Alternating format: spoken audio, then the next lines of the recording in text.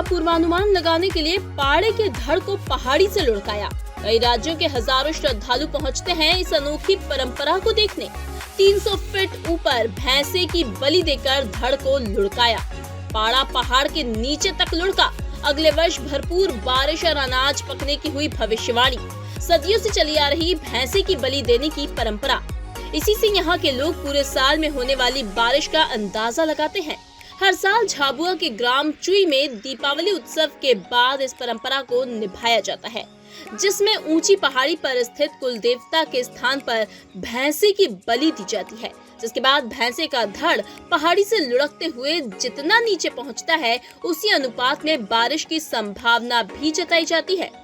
वागडूंगर की 300 फीट ऊंची पहाड़ी पर इस परंपरा को निभाने के दौरान पुजारी कीर्तन करते हैं, देवता का आह्वान किया जाता है। इस बीच दर्शन करने मन्नत मांगने वाले लोगों का जमावड़ा भी होता है। पूजा के बाद नवजात भैंसे की बलि की तैयारी की जाती है। भैंसे का सिर धड़ से अलग कर दिया जाता है। इस भैंसे का धड़ पहाड़ी के नीचे की ओर लुढ़काया जाता है और अगर कहीं बीच में ये धड़ रुक जाता है तो बारिश कम होगी, और अगर रुक रुक कर धड़ पहाड़ी से लुढ़कता है मतलब बारिश रुक रुक कर होगी। लेकिन इस बार धड़ पहाड़ी से तेजी से नीचे की ओर लुढ़का। यहाँ आने वाले लोगों का मानना है कि इस साल बारिश अच्छी होगी। हम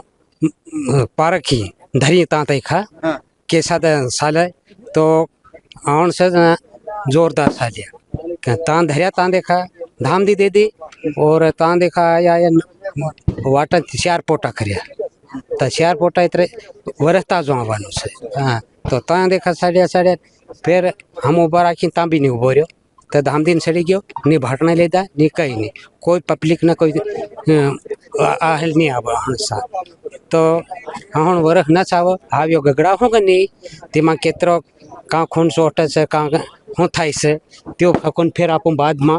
देखी से एम रात गोरिया में वधारा पोटा कर्या से तो रात गोरिया में वधारा पानी पड़े वो गमणो वधारा पड़े एम काठियावाड़ में भी पड़वानो पानी बाकी थोड़ो गयो अँ राजस्थान घनी से कि नहीं थोड़ो ओसो पुनः हाव्यो कहीं तो कहीं ना गामड़ा हेम थाई से क्या बाकी पानी पगरी आख बढ़िया से वरख हूँ पोर करता न साव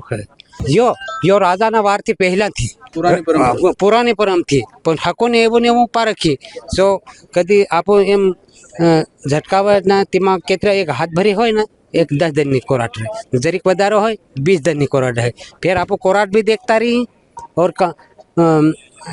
ता देखा फिर वाहन रहे तो वरस ठीक आवे फिर तीनी बाद डोबण आवे तीनी फिर एक कालनी डोबण भी आवे है कदी कालनी डोबण में तेरे लीले तरह काल पड़ी जाए ना एवी डोबण में तेरे पार बुढ़ी जाए के कहीं धान नहीं पाके पर केवू थायू बस एम थाई से।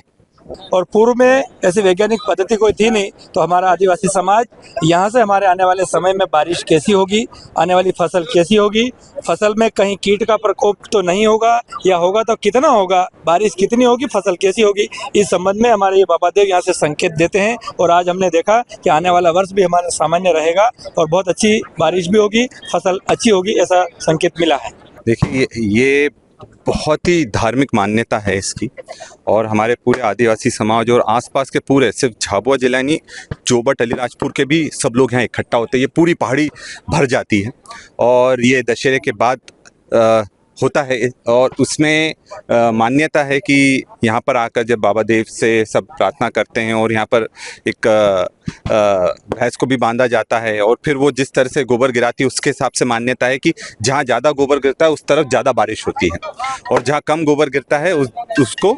वहाँ कम बारिश होती है। तो कल 5 बजे से यहाँ पर बांधी थी और आज जो मान्यता है कि राजस्थान तरफ कम होगी, इस तरफ ज़्यादा होगी, तो ये एक मान्यता है और इसमें सब लोग आकर बाबा देव के प्रति जो हमारा समर्पण भाव है और जो पूछते हैं हम लोग उनसे यहाँ आते हैं, आशीर्वाद लेते हैं और सब लोग इकट्ठा होकर फिर वापस अपने अपने घर को रवाना हो जाते हैं।